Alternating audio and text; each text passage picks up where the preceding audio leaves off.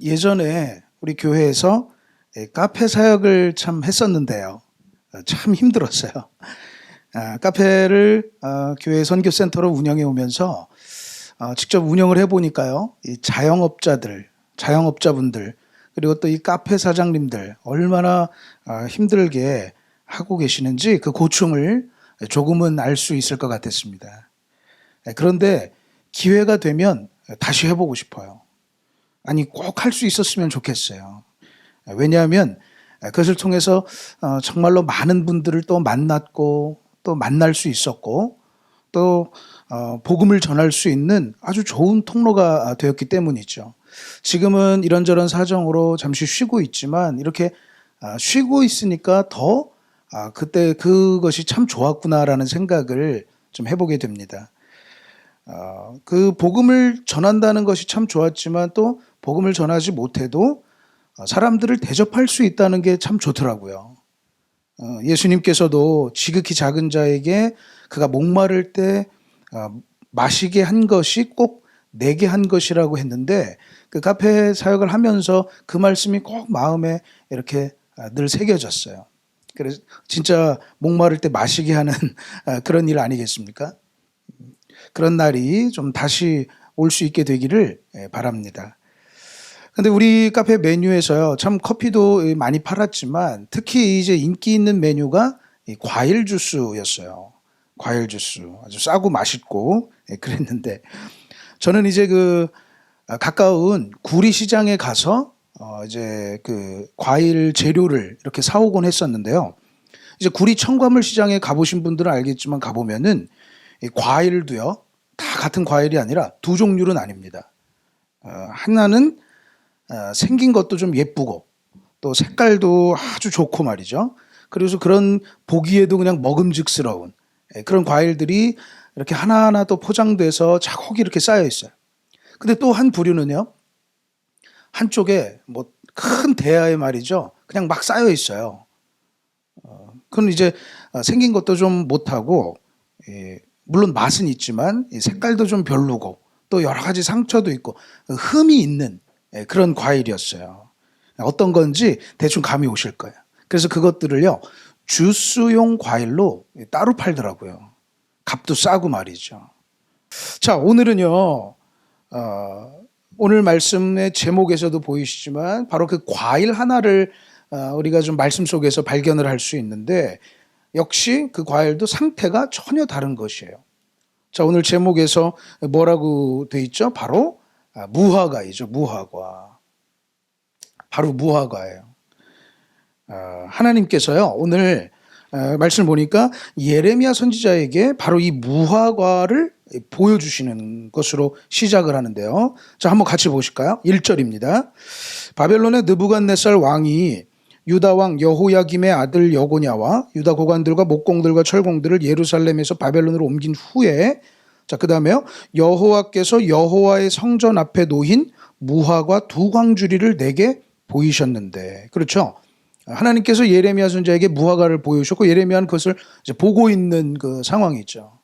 이 부분을 보면 어떤 분들은 이게 예레미야가 뭐 환상 속에서 봤을 것이다. 꿈과 환상 속에서 뭐 기도를 했었던지 말이죠. 근데 어떤 분들은 또 뭐 직접 본 것이 아닌가 이렇게도 보는 분도 있어요. 뭐 저도 그렇게 생각해요.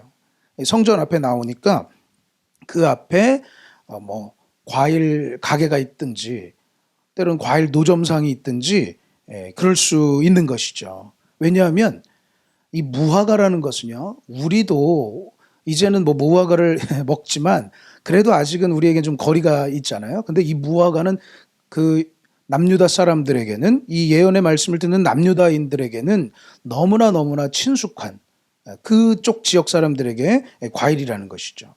그런데요, 좀만 더 나가보면 그 무화과의 특징이 있어요.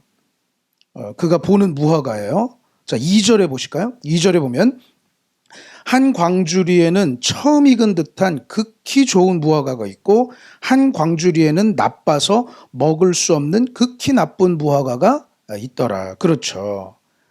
그러니까 예레미야가 무화과를 보는데 이 무화과가 두 종류라는 것이죠.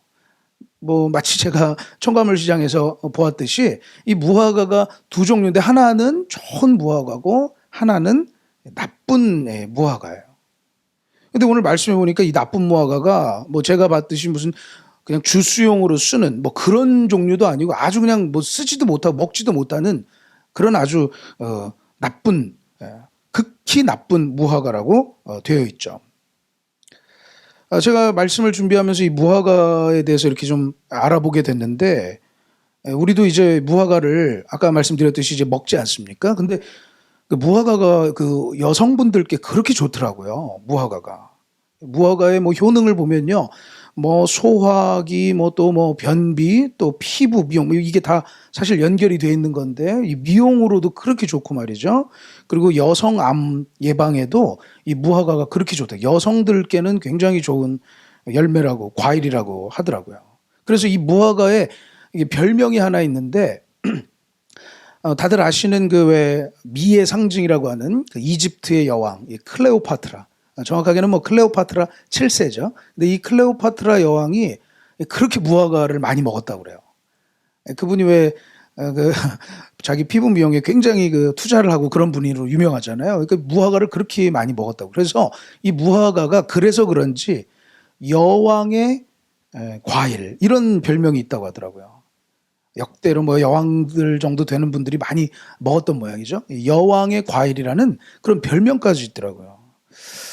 그런 점에서 다음 주에 무화과를 좀 한번 우리 성도님들께 대접해 보면 어떨까 싶은데요. 자, 그런데요. 오늘 말씀은 그러니까 이제 무화과를 많이 드셔라 이런 말씀이 아니고요. 이 무화과 열매가 오늘 말씀 속에 등장하는 이 무화과 열매가 바로 그 남유다 백성들을 상징한다는 것이죠. 지금 예레미야가 선포하고 있고 그 예레미야의 선포를 예언을 듣고 있는 그 남유다 백성들을 상징하는 것이 바로 이 무화과였다는 것이죠.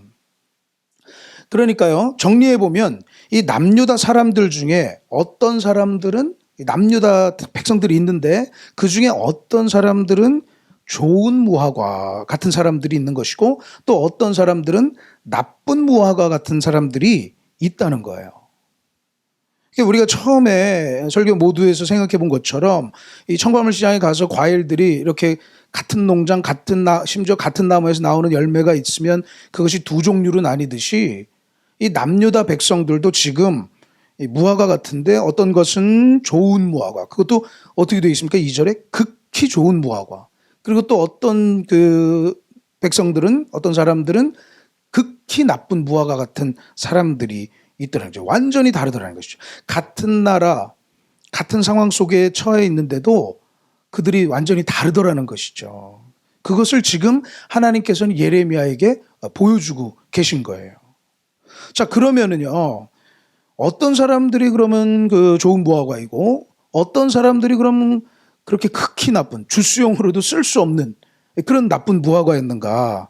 자, 이제 그것을 좀 우리가 좀 찾아봐야 되는데, 자, 오늘 그것을 알기 위해서는 오늘 말씀의 어떤 배경이나 상황들을 좀 알아야 돼요. 자, 1절로 다시 한번 가보겠습니다. 24장 1절에 보면요. 바벨론의 느부갓네살 왕이 이렇게 시작하잖아요.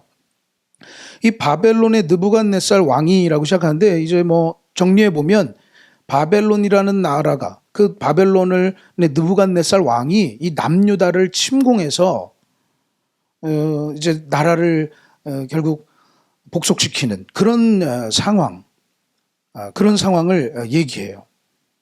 그러기 위해 우리가 좀 그 상황을 좀 더 알기 위해서 이제 남유다 바벨론과 느부갓네살 왕에 대해 좀 알 필요가 있는데요. 이 바벨로니아라는 나라, 사실 그 남유다라는 것이 당시에 두 개의 큰 그 강대국 사이의 틈에서 굉장히 힘든 시기들을 보낸다고 말씀드렸었죠. 그게 바로 애굽과 바벨론인데요.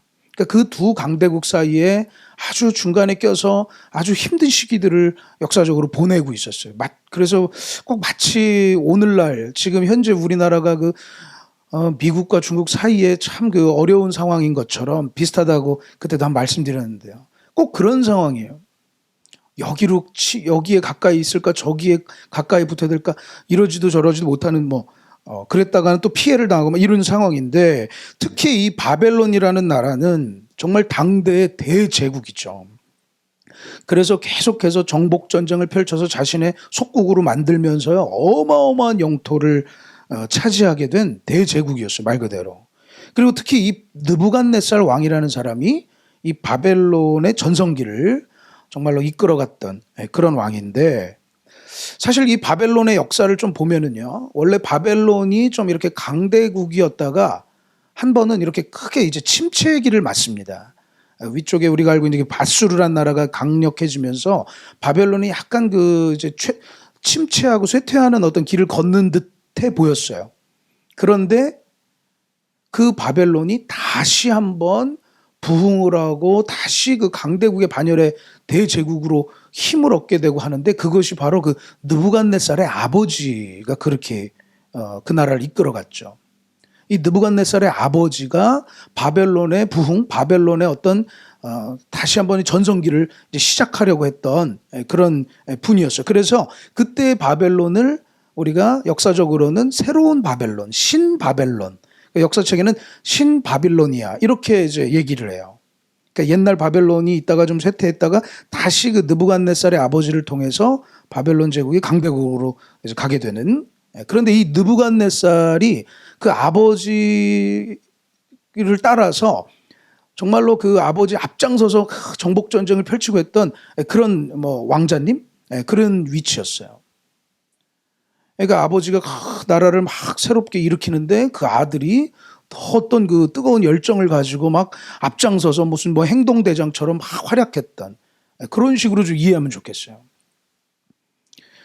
그런데 이 느부갓네살 왕자가요, 이제 아버지가 이제 죽게 되는 와중에 남유다 쪽까지 이렇게 세력을 펼쳐가 오면서 이 남유다를 압박하고 그랬는데, 아버지가 이제 돌아가시게 되면서 승하하시면서 자신이 이제 왕위를 이제 물려받아야 되잖아요. 또 얼마나 또 그 세력 안에 또 암투가 있겠어요. 그래서 그 자기가 왕위를 물려받으려고 잠시 군대를 철수시키고 그 왕궁으로 다시 돌아갑니다.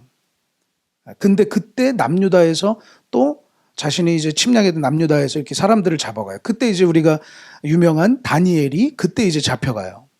그리고서 이제 느부갓네살, 다니엘과 또 이런 귀족들, 자제들이 또 귀족들과 그 자제들이 이제 잡혀가는 일이 일어나고, 그 다음에 이제 느부갓네살이 이제 왕위를 다 이어받고 다시 남유다를 침략하는 상황. 바로 그것이 오늘의 상황이에요. 왜냐하면 그 남유다에서 이 느부갓네살 왕이 그 뭐 다시 돌아가서 이렇게 하니까 마치 그 바벨론이 자신들에게 힘을 잃은 것처럼 생각해서 막 바벨론을 이렇게 좀 배반하고 모의를 다른 이웃 국가들과 모의해서 대적하고 그러려고 했거든요.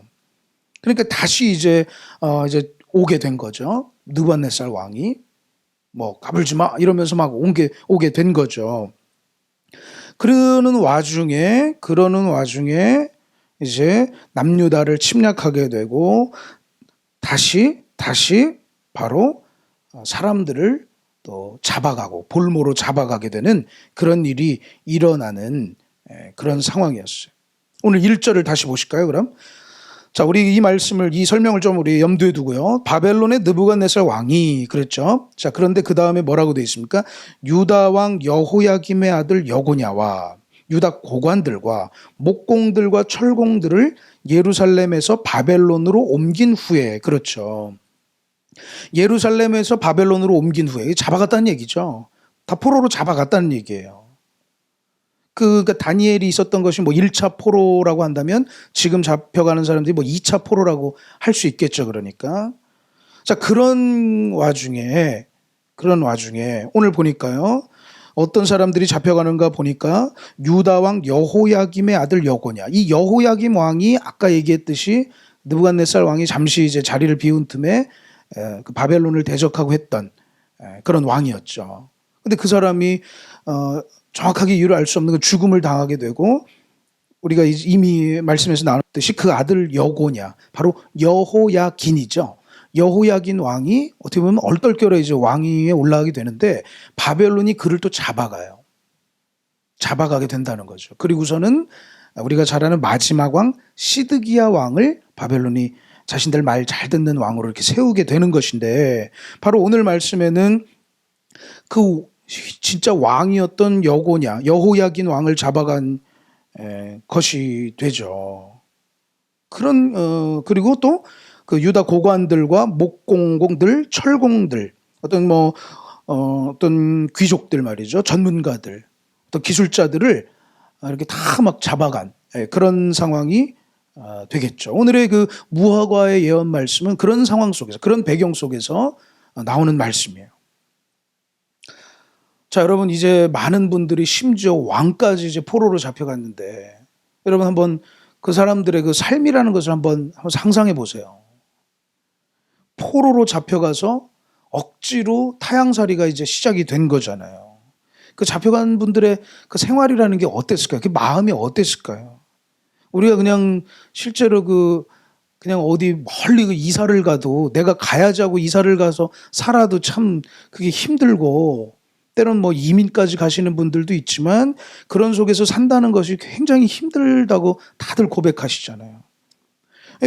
심지어 그 포로로 잡혀갔으니 그 사람들이 뭐 자유로운 생활을 했을까요?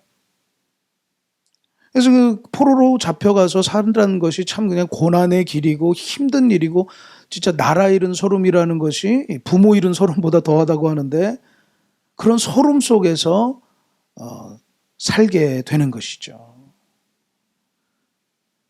그 삶이 참 힘들고 정말로 때로는 막 마치 무슨 큰 하나님께 벌을 받는 것 같고, 또 그냥 막 정말 무슨 저주받은 것 같고 뭐 그럴 수도 있었을 것 같아요. 그리고 또 그 가는 길은, 또 포로로 잡혀가는 길은 또 얼마나 험했을까 싶어요. 그게 굉장히 먼 길이거든요. 예루살렘에서 그 바벨론의 그 포로고지까지 가는 길이 굉장히 먼 길인데, 뭐 이렇게 좀 상상해 보면 그냥 가는 길에 나는 도저히 포로가 될 수 없다 해서 막 도망치다가 막 화살에 맞아서 죽기도 하고 뭐 그러지 않았을까 싶어요. 그런데 또 한 가지, 그들의 면모를 보면요, 그 잡혀가신 분들의 면모를 보면 뭔가 그 사회적으로도 어떤 위치에 있던 분들이었어요. 한번 그 보면은 여호야기는 왕이라 뭐 말할 것도 없고요. 그 다음에 그 고관들, 유다 고관들이라고 했는데요. 그리고 목공들, 철공들, 뭔가 사회적으로도 어느 정도의 어떤 위치에 있는 분들이라고 볼 수 있는데, 그런 점을 생각해 보면 그분들의 그 실망감과 절망감은 아마 더더욱 크지 않았을까. 그 일반 평민들보다는 그런 생각을 해봅니다. 그런데 우리가 여기서 한 가지 더 생각해 볼 것은, 그렇게 잡혀간 사람들이 있는가 하면 반면에 잡혀가지 않은 사람들도 있었다는 것이죠. 그렇죠. 지금 바벨론의 왕 느부갓네살이 그렇게 남유다를 다시 와서 이렇게 침략을 해오는 상황 속에 또 전쟁이 일어나고 그랬던 것인데, 그렇게 그 굴복하고 끌려간 사람들이 있는가 하면 반면에 그 전쟁통에 살아남고 고향을 잃지 않고 거기서 여전히 살아가고 그렇게 했던 사람들도 있는 것이죠. 목숨을 잃지 않고요, 가족들하고 모여서 이렇게 살아. 그런 사람들의 또 마음은 어땠어요? 나는 살았다. 야, 저 사람들은 끌려가는데 나는 이렇게 고향을 잃지 않고, 야, 내 땅, 내 집에서 여전히 사는구나. 그렇게 생각하는 사람들이 있다는 것이죠. 자, 그럼 여러분 여기서 이제 생각해 보세요. 남유다 백성들을요, 지금 하나님께서는 무화과, 광주리에 담긴 무화과로 이렇게 비유를 하시는데, 좋은 무화과와 나쁜 무화과로 이렇게 비유를 하고 계세요. 자, 그러면 어떤 것이 좋은 무화과와 같은 사람들이고, 어떤 사람들이 좋은 무화과와 같은 사람들이고, 또 어떤 사람들이 나쁜 무화과와 같은 사람들일까요?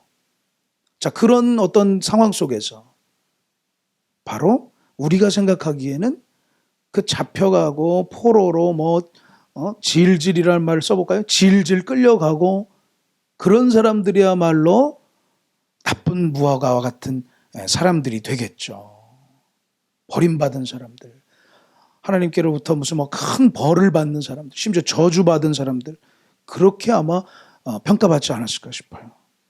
그리고 반면에 잡혀가지 않고 목숨도 부지하고 잡혀가지 않은 사람들은 고향에서 계속 살게 되고 안전하고 평안하고 그렇게 사니까 자기들이 좋은 무화과, 그런 사람들을 좋은 무화과라고 평가할 수 있겠죠. 그렇죠, 여러분? 그 큰 전란 속에서 붙잡혀가고 심지어 목숨을 붙잡혀간 사람들은 정말 나쁜 무화과와 같고, 거기에서 살아남고 여전히 거기서 삶을 유지할 수 있는 사람들이야말로 좋은 무화과라고 할 수 있을 거예요. 그런데 오늘 말씀에서 하나님은 그게 아니라는 것이죠. 그게 아니라는 것이죠. 오히려 정반대라는 것이죠. 자, 5절 말씀, 우리 아까 읽었던 5절 말씀 한번 보실까요? 이스라엘의 하나님 여호와께서 이와 같이 말씀하시니라. 내가 이곳에서 옮겨 갈대아인의 땅에 이르게 한 유다 포로를 이 좋은 무화과 같이 잘 돌볼 것이라. 뭐죠? 유다 포로들을 좋은 무화과로 얘기하고 있어요. 그리고 반대로 8절로 한번 가보죠. 8절. 자, 아까 읽진 않았지만 우리 8절에 보면은요, 반대로 8절에 보면 여호와께서 이와 같이 말씀하시니라. 내가 유다의 왕 시드기야와 그 고관들과 예루살렘의 남은 자로서 이 땅에 남아있는 자와 애굽 땅에 사는 자들을 나빠서 먹을 수 없는 이 나쁜 무화과 같이 버리되. 그렇죠. 오히려 목숨을 부지하고 거기 남아있는 사람들을, 남은 있는 자들을 나쁜 무화과로 얘기하고 있다는 것이죠. 하나님께서는. 그러니까 우리 생각에는 전쟁의 와중에 전란 속에서 잡혀가고 끌려간 사람들이야말로 나쁜 무화과로 생각되고, 거기서 살아남고 여전히 고향 땅을 지키고 하는 사람들이야말로 좋은 무화과라고 생각되지만, 하나님은 그렇지 않다는 것이에요. 포로된로 잡혀간 사람들이야말로 좋은 무화과고, 반대로 도리어 남은 사람들, 그리고 여기서 그 애굽 땅에 사는 자들이라고 했는데, 이 사람들은 뭐냐면요, 그 이전부터 남유다의 그 강대국들 틈바구니에서 전쟁이 계속되면서 사람들이 자기 살아보겠다고 그 남유다 땅을 도망쳐서 애굽으로 간 사람들이 참 많았거든요. 그러니까 애굽이야말로 우리를 지켜줄 것이다, 이런 생각으로 애굽으로 피신한 사람들이었어요. 그런 사람들이 많았다고 그래요. 근데 그렇게 그 자신들이 생각하기에 강대국이라고 힘 있는 사람들 밑으로 들어가서 피한 사람들, 그리고 남아있는 사람들, 그 사람들이야말로 자기의 살 국리를 찾은 사람들이죠. 그런 사람들과 남아있는 사람들이야말로 나쁜 무화과라고 얘기하고 있는 것이죠. 여러분, 우리는 여기서 오늘 말씀 속에서 하나님께서는 우리 사람들이 생각하는, 사람들이 갖고 있는 시선과는 전혀 다른 시선을 갖고 계시다는 것을 우리가 먼저 깨닫게 될 수 있어요. 할렐루야. 그렇습니다. 우리가 믿는 하나님, 우리가 섬기는 하나님, 우리에게 말씀으로 주시는 하나님께서는 우리가 일반적으로 우리의 시선과는, 우리 사람들의 생각과는 전혀 다른 시선과 생각을 갖고 계시다는 것이죠. 어떻게 다르다는 것이죠? 사람들과 어떻게 다르다는 것이죠? 사람들의 눈에는 저주받고 벌받고 심판받고 버림받은 사람들인데, 정말로 절망적인 상황에 처한 사람들인데, 하나님은 그렇지 않다는 거예요. 도리어 그들이야말로 그들을 버리지 않고 그것이 끝이 아니라고 하나님은 보고 계시다는 거죠. 그 가운데서도 함께 하시고 끝이 아니고 그들을 버리지 않겠다는 그런 시선을 갖고 계시다는 것이죠. 좋은 무화과와 나쁜 무화과가 완전히 반대되는 거예요. 그렇다고 여러분, 우리가 생각해보면 그 세상의 시선이라는 게 틀린 것은 아닙니다. 그건 상식적인 거예요. 세상의 상식과 세상의 지식으로는 붙잡히고 끌려간 사람들이야말로 나쁜 무화과죠. 그렇죠. 그게 맞죠. 근데 하나님의 시선이 다르다는 것은 세상의 상식과 다를 수 있다는 거예요. 다 끝났다, 절망적이다, 이건 완전히 버림받았다 하는데, 하나님은 아니다, 끝난 게 아니다, 절망적인 게 아니다, 지금 상황이 버림받은 거 절대 아니다, 이렇게 바라보고 계시다는 것이죠. 그것은요, 오늘 우리가 하나님을 믿는 성도와 그 성도들의 모임인 교회가 세상과 다른 점도 바로 그런 부분이라고 얘기할 수 있을 거예요. 그런 시선이야말로 성도의 것이 되고 교회의 것이 되어야 된다는 것이죠. 하나님 안에서는 어떤 절망적인 상황 속에서 버림받은 것 같은 상황 속에서도 그것이 끝이 아니라는 것이에요. 할렐루야. 예컨대 기독교인들이 사형제를 반대하는 것도 그런 맥락이라고 할 수 있겠죠. 저 사람은 끝났어. 저 사람은 그냥 세상에서 없어져야 돼 하지만 기독교인들은 아니다. 그에게도 아직 희망이 있다. 이런 것을 얘기하기 때문에 다른 시선이기 때문에 그것을 반대하는 거 아니겠습니까? 우리가 믿는 예수님께서도요. 그런 점을 너무너무 잘 보여주시고 자주 보여주셨어요. 가장 대표적인 게 그 요한복음 8장에 음행한 중에 잡힌 여자 이야기. 그게 아닐까 싶어요. 이 서기관과 바리새인들이요. 음행 중에 잡힌 여자를 데리고 와가지고 예수님 앞에 탁 세워놓고 말이죠. 율법에는 이런 여자를 돌로 쳐 죽이라고 했는데 예수님은 어떻게 하려고 어떻게 했으면 좋겠냐고 얘기해보라고 꼬투리 잡으려고 하는 거죠. 그런 상황 속에서 예수님께서 뭐라고 하십니까? 너희 중에 죄 없는 자가 돌로 쳐라 라고 얘기하시죠. 사람들의 상식을 완전히 뒤집는 말씀이죠. 그리고서 더 감동적인 것은 그 뒤에 다른 사람 다 떠나고 둘이 있을 때 예수님께서 뭐라고 합니까? 나도 너를 정죄하지 않는다 얘기하셨어요. 세상의 세상 사람들의 법으로는 아니 하나님으로 말씀에서 만든 율법으로는 그런 여자는 돌로 쳐 죽여야 돼요. 없어져야 돼요. 세상에서 없어져야 돼요. 그래야지 그 이스라엘 안에 그런 것들이 어떤 모범이 되고 이제 어떤 시범 케이스가 돼서 그런 일이 없게 한다는 거예요. 하지만 예수님께서는 뭐라고 합니까? 우리도 다 똑같은 사람들이다. 나도 너를 정죄하지 않는다. 용서하신다는 거죠. 그리고 그것이 아마 그녀를 바꿨죠. 예수님께서는요, 그런 시선을 사실 너무 자주 보여주셨는데, 예컨대 어떤 한 소녀가 죽어 있는 상황 속에서 사람들이 다 장례를 치르려고 할 때도 예수님은 죽은 것이 아니라 잔다라고 얘기하시면서 달리다 쿰으로 소녀를 일으키시죠. 그리고 십자가 마지막 순간에서까지요. 자신의 좌우 옆에 달린 강도 중에 한 명, 그 강도에게 오늘 밤 네가 나와 함께 낙원에 있으리라고 얘기하세요.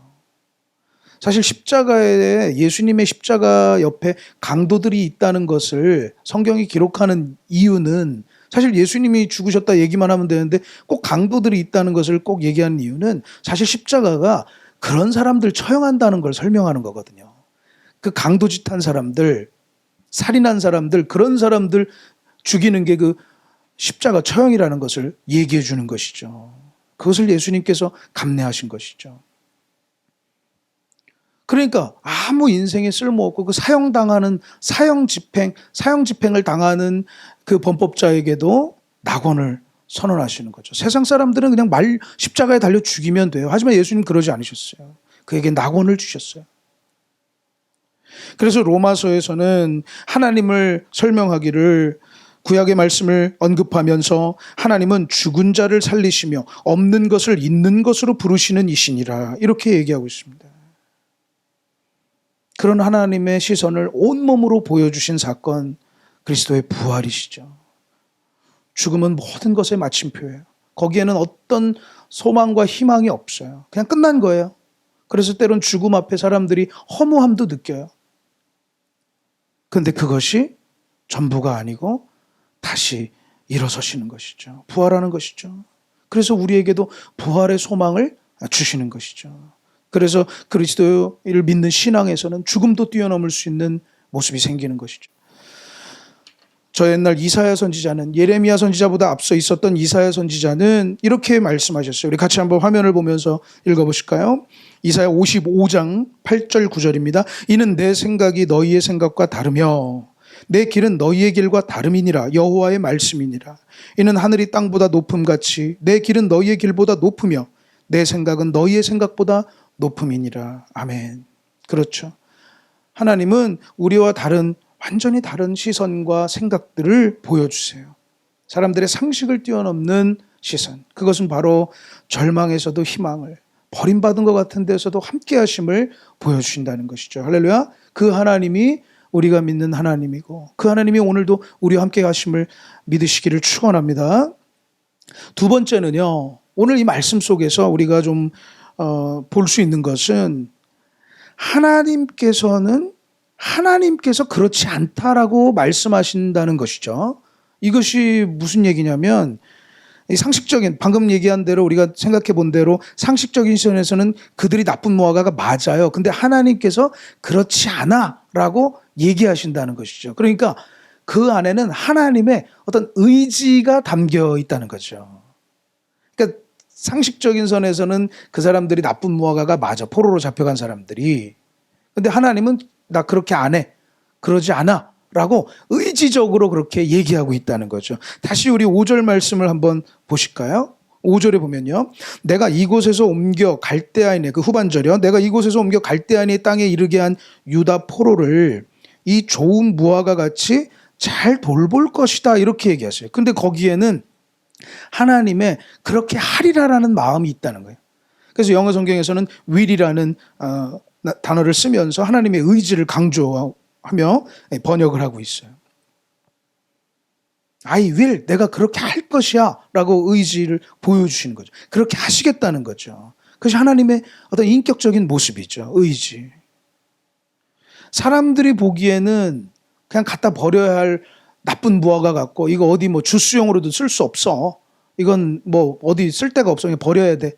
라고 한 바구니 담아놓은 골라냈는지 따로 한 바구니 이렇게 광주리에 담아놓은 그것 같은 그런 모습이지만 그렇게 사실 실제로 또 현실적으로 힘겨운 포로 생활을 하고 있고 그 먼 길을 잡혀가고 끌려가고 또 거기서 포로 생활을 하고 있지만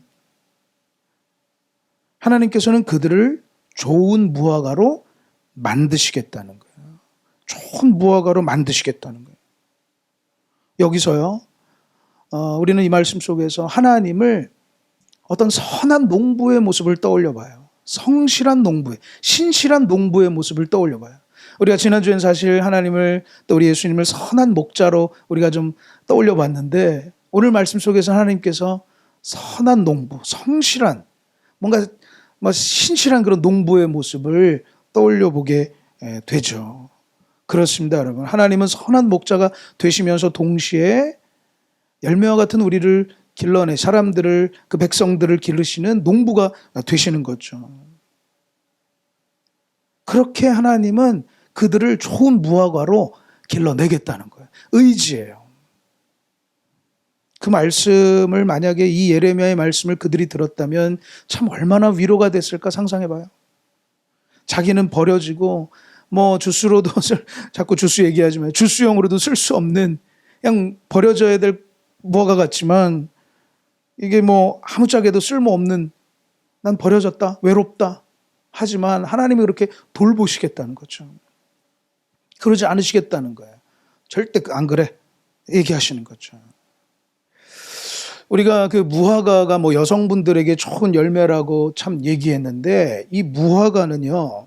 무화과를 우리가 좀만 더 생각해보면 무화과라는 것이 사실 그 지역 사람들에게는 없어서는 안 되는 과일입니다. 그래서 성경에도 많이 나오지만 그 지역 사람들, 이스라엘 사람들에게 그 아주 중요한 열매가 세 가지가 있는데 여러분 혹시 기억나세요? 예전에 우리가 어떤 나무를 우리가 한번 예레미야에서 통해서 봤었죠?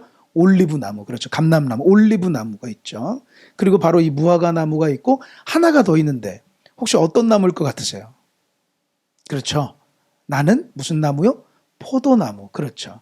그래서 이 올리브 나무, 무화과 나무, 포도나무는요. 성경에도 참 많이 등장하지만 그 사람들에게 그만큼 친숙한 또 없어서는 안 돼. 아니 너무 많이 먹고 또 하는 그런 과일이라고 할 수 있어요. 그 이스라엘 사람들에게 없어서는 안 된 과일이죠.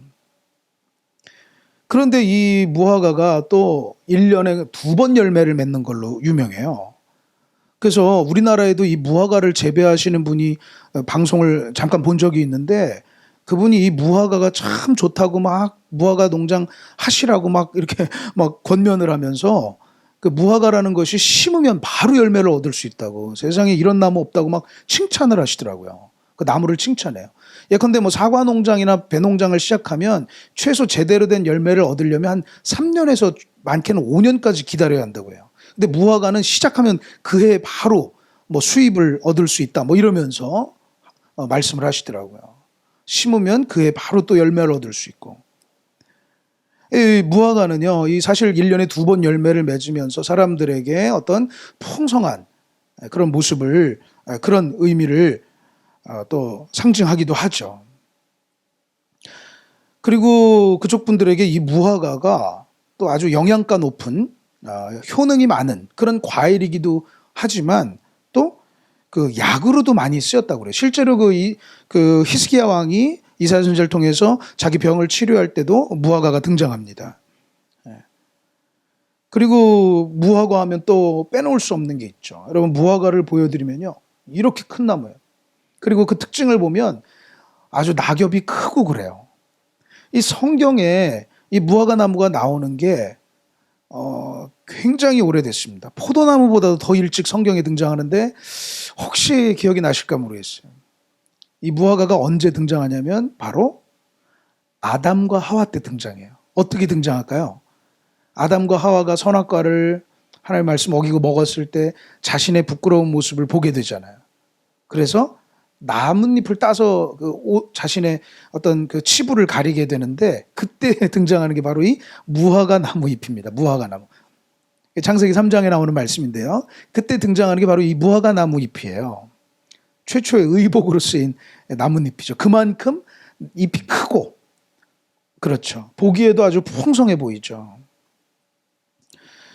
무화과를, 그래서 뭐 우리 창세기에도요, 여러분 선악과 아까 얘기도 했지만 이 선악과라는 게 우리가 흔히 생각하면 선악과 하면 보통 이 사과를 떠올리잖아요.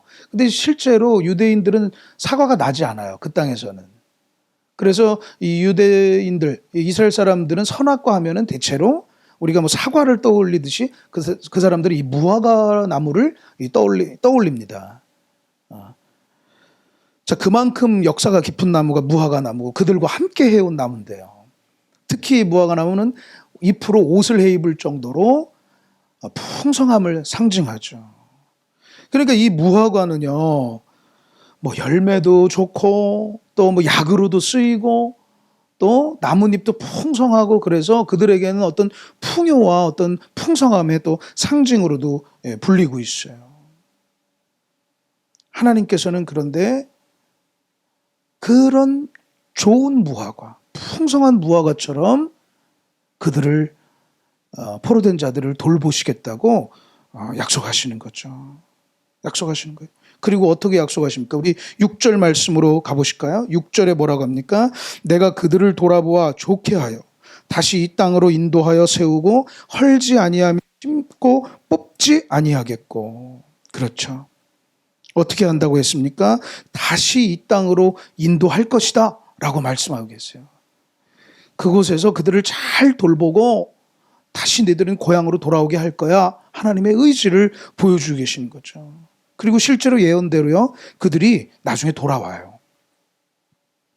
잡혀갈 때는 다 망한 것 같고 끝난 것 같고 버림받은 것 같고 그냥 혼자 있는 것 같고 심지어 뭐 저주받은 것 같고 그렇게 하지만 그렇지 않았어요. 망할 것 같지만 망하지 않았어요. 다시 돌아왔어요. 다시 돌아오게 됐어요. 그것이 선한 농부 되신 하나님의 돌보심이었습니다. 여러분 놀라운 건 뭔지 아십니까? 그들을 돌보셨던, 그들을 좋은 무화과로 돌보셨던 하나님께서 바로 우리의 하나님이 되신다는 것입니다. 할렐루야. 그것이 놀라운 복음이에요.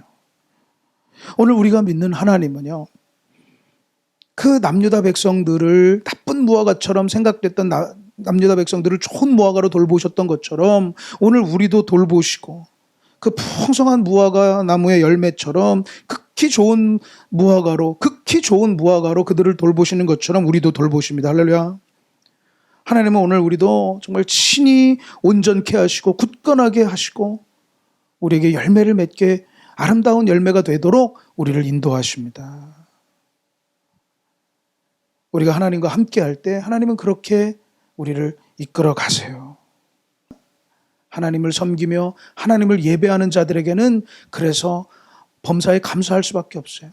비록 지금 힘들고 어렵지만 하나님은 우리를 좋은 무화과 같이, 사람들 눈에는 나쁜 무화과처럼 보여도 하나님은 도리어 다른 시선으로 또 아주 하나님의 의지로서 우리를 좋은 무화과로 그 백성들을 인도하시고 길러가시고 함께 하시면서 기르시는 줄로 믿습니다. 그 은혜 속에서 늘 하나님을 예배하며 하나님의 은혜를 정말 사모하며 살아가는 우리 모든 성도님들 되시기를 주님의 이름으로 축원합니다. 기도하겠습니다.